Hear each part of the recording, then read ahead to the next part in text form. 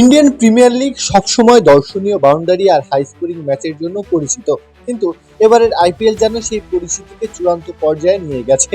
সাম্প্রতিক সময়ে এই রান বৃষ্টির কারণে ক্রিকেট যেন তার প্রকৃত ভারসাম্যটায় হারিয়ে ফেলেছে।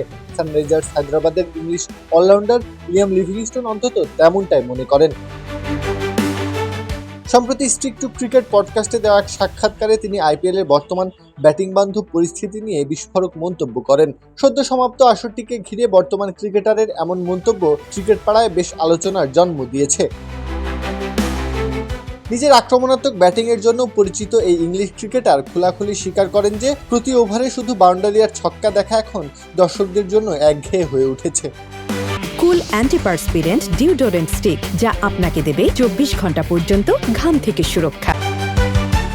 লিভিংস্টোনের মতে আধুনিক ক্রিকেট এতটাই ব্যাটিং বান্ধব হয়ে গেছে যে এতে ব্যাটসম্যানদের আসল দক্ষতা আর পরীক্ষার সম্মুখীন হতে হয় না। তিনি বলেন, এটি আসলে বিরক্তিকর লাগছে শুধু 6 মারতে দেখা, এতে কোনো বাস্তব দক্ষতা জড়িত নেই।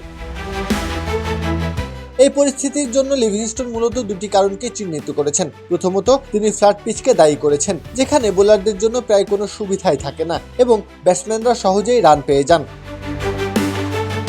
দ্বিতীয়ত, তিনি টুর্নামেন্টের ইম্প্যাক্ট প্লেয়ার নিয়মের তীব্র সমালোচনা করেছেন। তার মতে এই নিয়মটি দলগুলোর ব্যাটিং গভীরতা অনেক বাড়িয়ে দেয়, যার ফলে ব্যাটসম্যানরা আউট হওয়ার ভয় ছাড়াই প্রথম বল থেকে নিঃসংকোচে বড় শট খেলার সুযোগ পান।